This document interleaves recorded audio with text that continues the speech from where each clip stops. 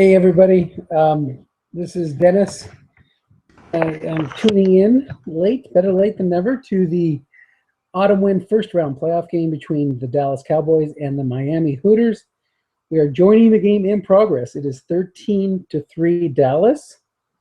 Miami has the ball with 12:18 to go in the third quarter. Miami's deep in their own territory and facing a 2nd and 12. Inside run to Adrian Peterson, picks up 5 yards. Bringing up 3rd down and 7. Let's take a look at the box score. We had a first half that saw Dallas and Miami tied at 3. Then late in the second quarter, Dan Carpenter hit a 38-yard field goal, and Bryce Brown ran a touchdown for 2 yards, making it 13-3 at the half. Matt Ryan's had a decent day, 8 for 12 for 96 yards. He fails here on a 3rd down or a 3rd and 7, setting up 4th and 7. So it looks like Dallas is doing a good job on defense. A nice punt here by Jeff Locke. And a fair catch. That gives Jay Cutler and the Cowboys, the defending champion Cowboys, gives them the ball at their own 13-yard line. 11:06 to go. A 10-point lead here. I'm sure Mark would like to move the ball and get another score. You don't want to sit on a lead like this. It's way too much time left. And it looks like Mark's coming out, going after the flats. Cutler had a bad year statistically, if I'm not mistaken, card. So it's a little surprising.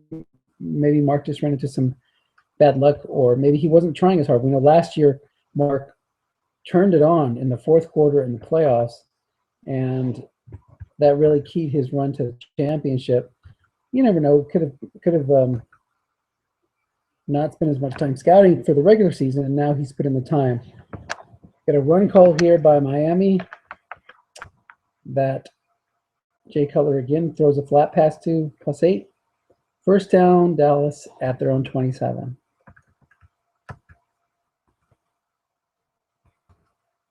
Pitch out to Bryce Brown. Bryce Brown's being keyed, but the wrong linebacker hole, or the wrong D-line hole was filled there. Sometimes when you key, it doesn't make sense to just key with the free safety. You want to bring up linebacker support. So if he would have brought back the 2 end run guys, knowing that Bryce Brown's strength is on the end run, that would have been a better play. So you're looking at -1 if he was keyed and the hole was filled, as opposed to +12. Joey Bell in the game. He has an excellent receiving card on the flat pass. So +37, guessed right. And I bet you, oh, he's running. But with an excellent offensive line, even with a short yardage defense by Miami, he still grinds out 6 yards thanks to the block by Alex Mack, his excellent Pro Bowl All-Pro center. His offensive line goes 6-7, 6-7, 6-7, 4-7, 5-5. That's about as strong an offensive line as you're going to see. And Victor Cruz has an excellent flat pass card, as you see. All right, I got a phone call coming in. Here we go. Hello, this is Dennis. Good, how are you doing? Yes, I did.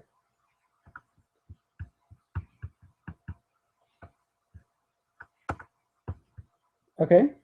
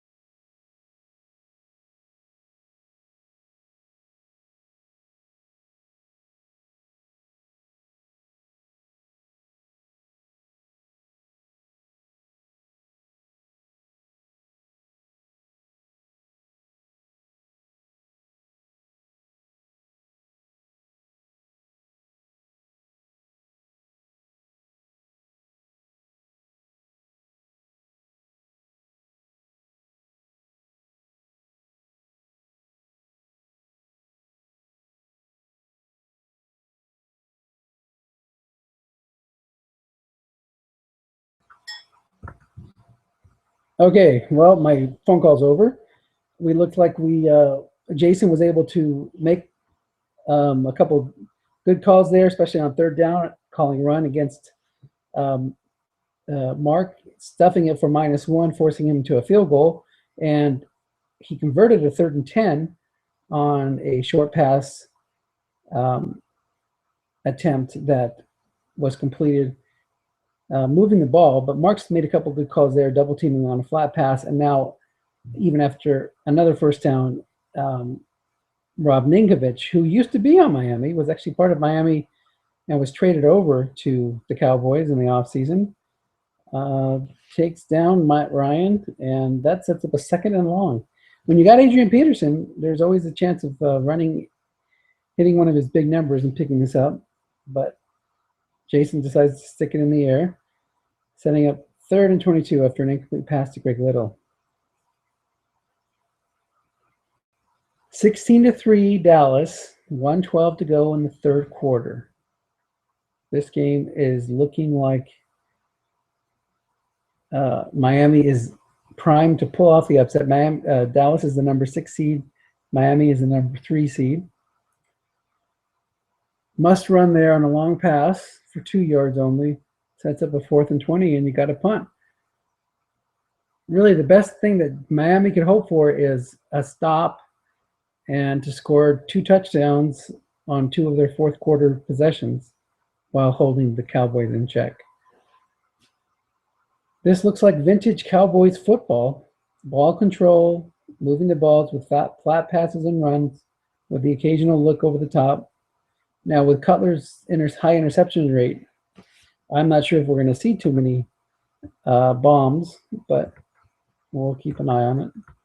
What did I want to do here? Let me go grab the final league file, and we can look at some statistics here. First down was a flat pass to Joique Bell, taken down for a 1-yard gain, thanks to Junior Galette's 4 rating, meeting the 4 white die. Now, having 3 4-rated linebackers in a 4-3, that's just right for Mark to keep plugging away at the flat passes over and over and over again. Joique Bell runs guest right for -2, setting up a 3rd and 11. Good calls here by Jason. He needs to get a stop and get them to punt and get his defense off the field.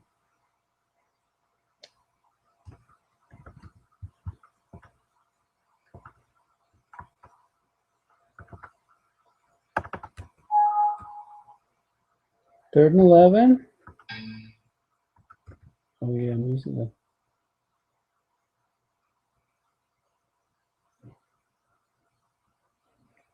Try it again.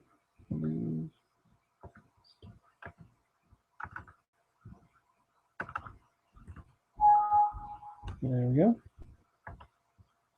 Okay, we want to look at Miami and Dallas. So they did hold incomplete pass on 3rd and 11. Miami takes over with 13:48 to go in the game, trailing 16-3. Miami's offense in the regular season was one of the better ones. 437 points scored, puts them 2nd behind Green Bay. That ain't bad. We get a run by Peterson to an end run zone that wasn't occupied for 8 yards. Let's look at Dallas's cards. Dallas is good on defense. Miami is average good. Dallas is running a 3-4. Across their front, they have Justin Tuck, 5'11". Haloti Nagata, who's a 6'2", I believe. And his other defensive end. Come on, Mark, make your selection. I guess Jason has to call his formation first. So then we have Rob Ninkovich, that's right, 5'9" at the end. 5-4-4-5 with the linebackers, with a good pass rush rating, excellent pass rush rating from Kerrigan, and a good one from Jabal Sheard. Pitch out right, guess wrong for +1. That's the problem with this Peterson card, is that he has a good card, guess wrong, in the middle for off tackle and linebacker, but his end run, guessed wrong, is very chunky. Between the 4 and the 9, you're not going to move the chains with those numbers. Now his 11, 12, 2, 3 is fantastic, but you got to roll those low numbers to hit it. Peterson's carried the ball so far 19 times on the day for 79 yards. Jason's sticking with the run, but it lands on the D card. 0 men in zone, offensive tackle plus, or onside tackle +5 or +2. And his 2 tackles are 4 rated. Jason's O-line is 4-5. Let's go this way. 4-4, 5-5, 5-4, 4-0, and 4-4. Drops back to pass. It's picked off. Nice call by Mark, sticking 4 men in the zone. It would have been a pick even on 3 men in the zone. It's just looking like it's not Miami's day. Coming up against a wily veteran like Mark, who has now moved into the elite status of coaches, Jason's just having a tough time. The talent is pretty even, although I'd say with Mark's offensive line and defense being the 2 biggest factors in his favor. I think you'd rather have Matt Ryan than Jay Cutler, and of course you'd rather have Adrian Peterson than the cavalcade of halfbacks that Mark runs up, but each of them has their usefulness and their purposes. And it's funny, those guys like Ben Jarvis, Green Ellis, and Joik Bell, you're not going to call run too much against them, which means Mark and run guessed wrong almost all game. Okay, those cards have not hit so far, so it's 3rd and 8. After the interception, just past midfield. Joik Bell on a run up the middle, and there you go. You bring in that pass rusher on 3rd and 9, or 3rd and 11, or 3rd and 10, thinking that you're going to put a little extra heat on them. But when you're facing a 6'7" center, you're almost better off. Well, he doesn't have a choice. Both of his defensive tackles are 4s. Maybe he goes 4-2-5 there. Then that opens up the long pass zone. That's a tough defense. That's one of the problems right there when you have 6'7", 6'7", 6'7" on an offensive line against 4-4-4. That's advantage offense there. Even with a run call, you need to make sure that you're landing on the O's card in this case. You guess right, and you hit the D card, it's still going to move the balls. So here we have 3rd and 6. Dallas is at Miami's 34-yard line, just a tad outside of field goal range, I believe. And again, on 3rd down, you got to have the guts to call a run there. But it worked out with the right guard reading coming up and not being able to meet it. Now, Dan Carpenter, I'm not sure if he's good from distance, but he'll definitely take a crack at the field goal here. This could put him up 3 scores. Yeah, he's good. Oh, but he got the dreaded 11 or 12 on a 2 through 10 field goal try. If he would have been plus on the variable field goal rule, that pushes him out to an area where he isn't so good. I think he's only good from 2 through 4. But he got the correct adjustment. A 0 would have been fine, but he just got a bad roll. That keeps Jason alive. Despite the bad day and the interception, he still has a chance. He goes long, defensive back end zone X or +29. And Earl Thomas is not going to lose any ratings contest, I should say. Earl Thomas, Vontae Davis, Leotis McKelvin. That's a pretty strong back 4, along with Tayshaun Gibson. Got an off tackle with Adrian Peterson. Again, his line buck and off tackle, you can hit a short gain in between those numbers, but you really want to roll on the edges if you can.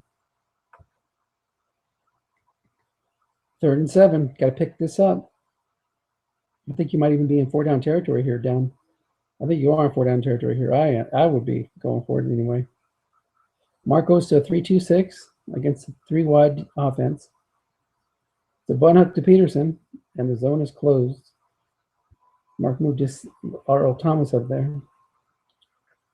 Brings up a 4th and 1 near midfield. You have to go here.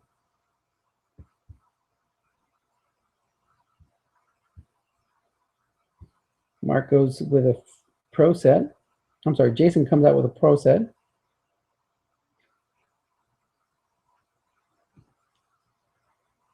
Mark responds with his base 3-4. That 6 nose tackle, that'll stop quite a few runs up the middle by itself.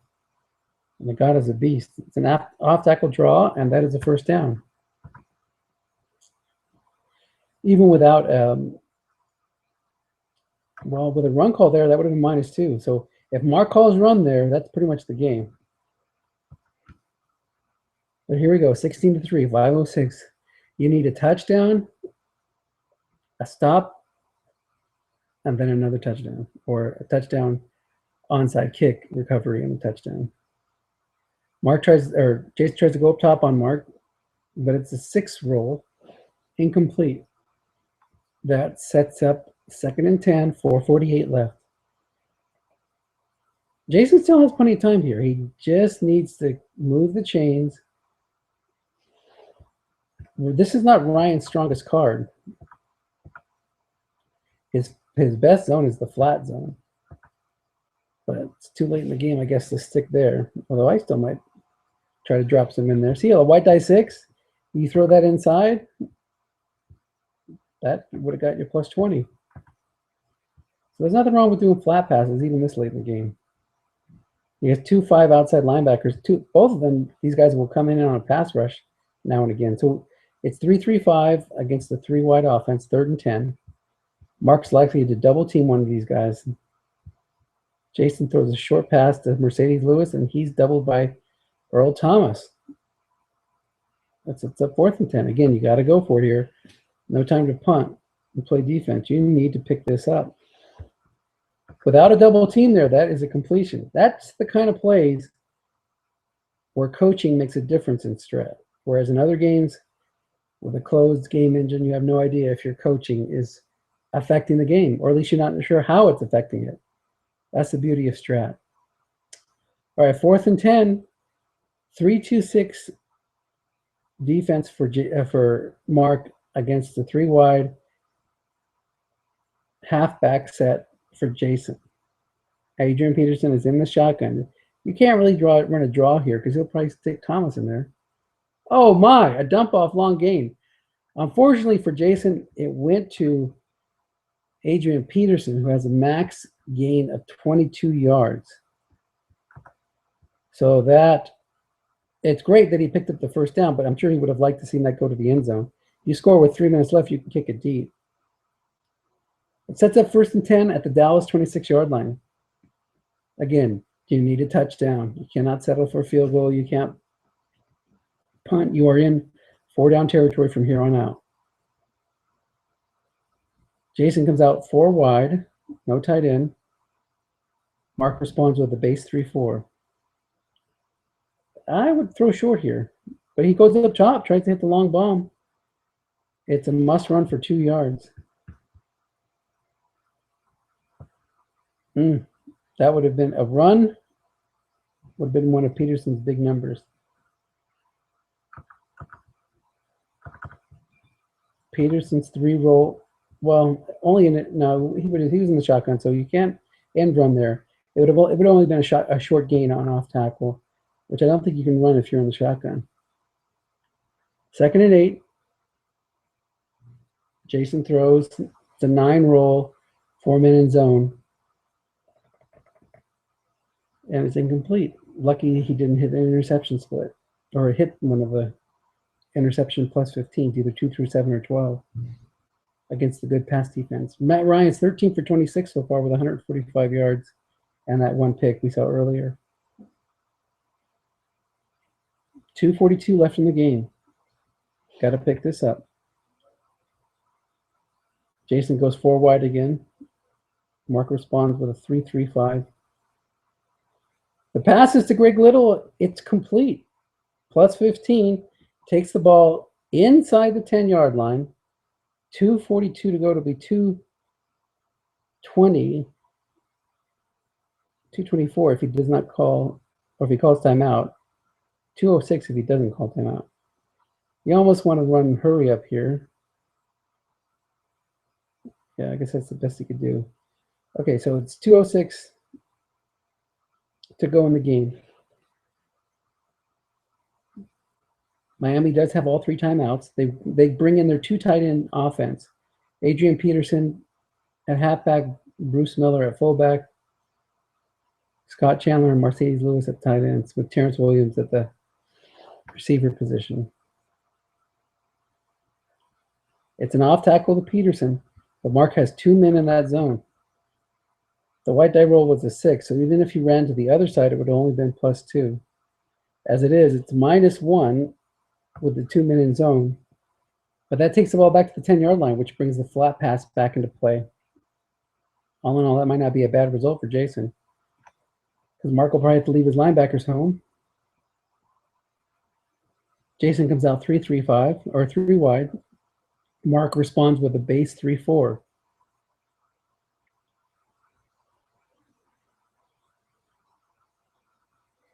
It's a crossing pattern to Terrence Williams, and it's a miss. Just no dice love for the Hooters so far. But it's too early to say that because things could turn around in a hurry. As we saw in the NFL, Seattle was in a similar spot here. They got the touchdown and then recovered the onside kick, and it was game on. It's a curl to Reggie Wayne, turned into a dump off to Greg Little for +8. That brings up 4th down, 2 yards to go, 4th and goal, at the 2, at Dallas's 2, 1:45 left. Man, that 3-3-4 defense, or that 3-4 defense is so good with 2 men in zone. But I still go full house here if I'm Jason. Nope, he decides to go 3 wide.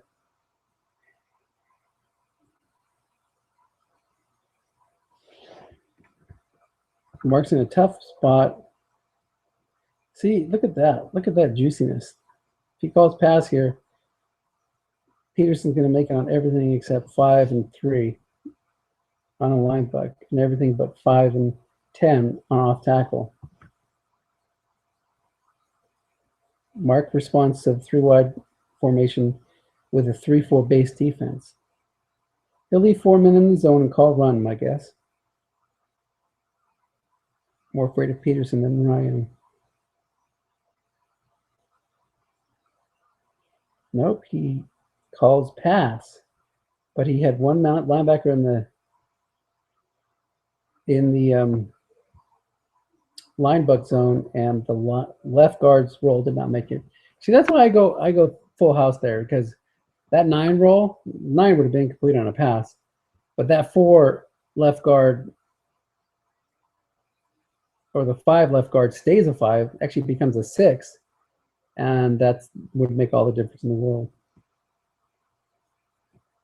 Okay, Mark takes over. All he has to do is run 3 times and punt, and it makes it pretty much impossible scoring a punt return for a touchdown for Jason to even get 2 possessions. 2nd down, another sneak to Cutler.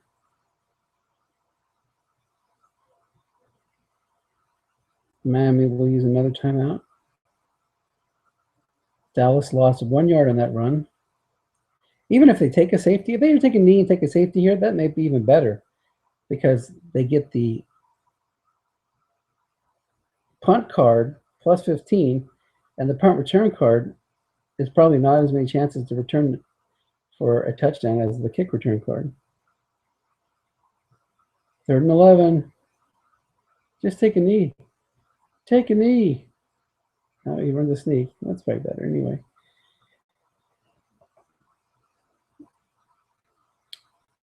Dallas timeout force a Dallas punt with 1:15 left in the game. Again, if you take the safety there, that makes it 16-5, and you get a lot more juice on the punt. Punt would have been down 15 yards plus this. Either way, it's still good. No points given up. And you can't block a punt after a safety. That's the other reason to think about doing a safety. Oh, interesting. Jason goes up top to Terrence Williams. It connects on his receiver reading on 7. Mark could have put 2 men back there and prevented that, but hindsight now. 16-3. Dallas is ready to move on to round 2. They just need to play tight defense here and in this. Jason would love another plus 26. Get a touchdown and get the onside kick. He did spike the ball, so it's 2nd and 10, 52 seconds left. Got to score now. Mark should bring his extra DB back into the deep pass zone. And he does. It's a dump off for plus 7 out of bounds. So 3rd and 3.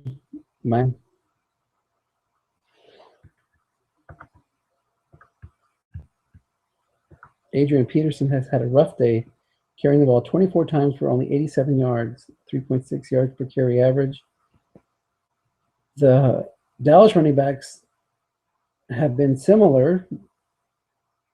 Ben Jarvis Green Ellis for 3.6, Bryce Brown for 3.9, but Joique Bell's had a big day, averaging 6.3 yards per carry, 9 carries for 57 yards.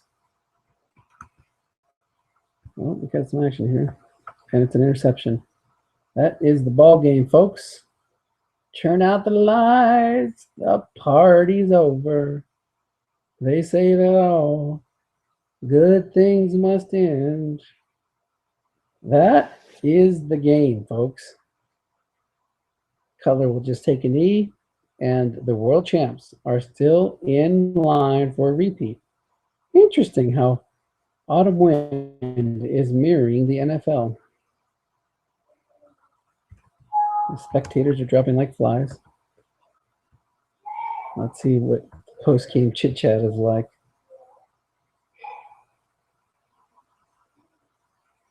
Jason with a nice, great game. I'm sure he's disappointed, but you have to be realistic. These one-game elimination playoffs, anything can happen.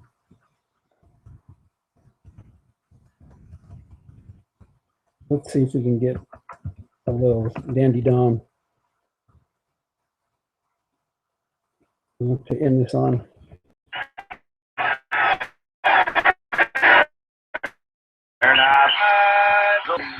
They say that all good things must end. Call it a night. The party's over, and tomorrow and next year starts the same old thing again. R.I.P. Dandy Don. All right, so there you have it.